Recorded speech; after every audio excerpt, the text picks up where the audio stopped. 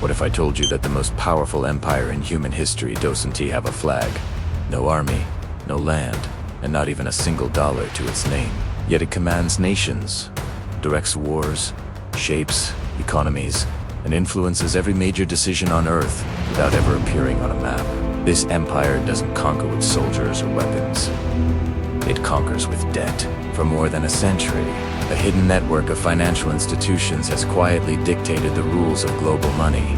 It controls who prospers, who struggles, and who pays the ultimate price, all while staying invisible to the public eye. To understand how this empire was built, we must go back to the early 1900s, when the world still believed that money was gold. Before the 20th century, every major currency was backed by real metal. Governments could not simply print money at will because every paper note had to be redeemable in gold. But the world's most powerful bankers saw limits as opportunities. In 1910, a secret meeting took place on Jekyll Island, off the coast of Georgia, hidden from the public and even from Congress. Several of America's most influential bankers gathered to design a new system that would give them centralized control over credit and currency. 3 years later, in 1913, their plan became law with the creation of the Federal Reserve. The name sounded official, but the Federal Reserve was not truly federal. It was a private consortium of banks granted the power to create the nation's money supply. From that day forward, every dollar came into existence as debt owed to the very institution that printed it. Money was no longer owned. It was owed. The US government would now borrow money from the Federal Reserve, paying interest on every note created. The system spread quickly. Other countries began establishing their own central banks, modeled after the American design. Then came World War II, a war that destroyed nations but created new financial opportunities. When the war ended, the global powers met in Bretton Woods, New Hampshire, in 1944, to design a new world order. The United States, now holding most of the world's gold, offered a proposal. All currencies would be tied to the US dollar, and the dollar itself would be tied to gold. It sounded fair, stable, and logical. But behind that promise was the foundation for a new empire. The more the world used dollars, the more control the United States and its central banking partners would have over the global economy. For a while, the system worked.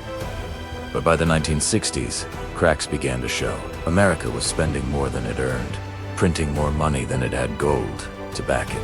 Foreign governments, led by France, started demanding gold in exchange for their dollars.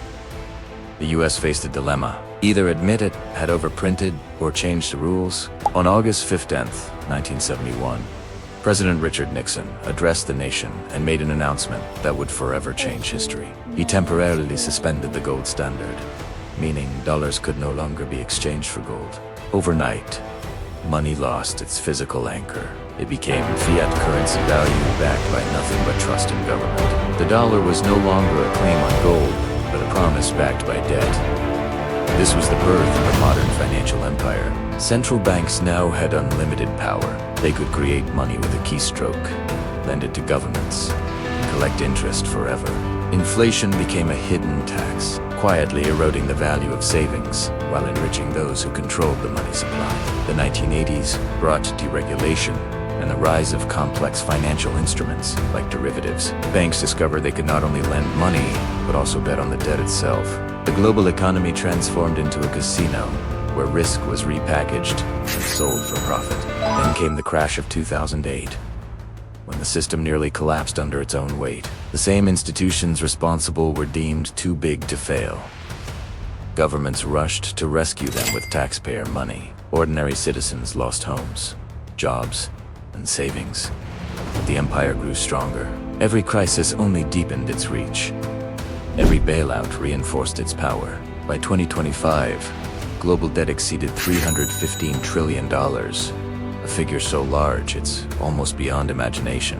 Every dollar, euro, and yen in circulation represents someone's obligation to repay.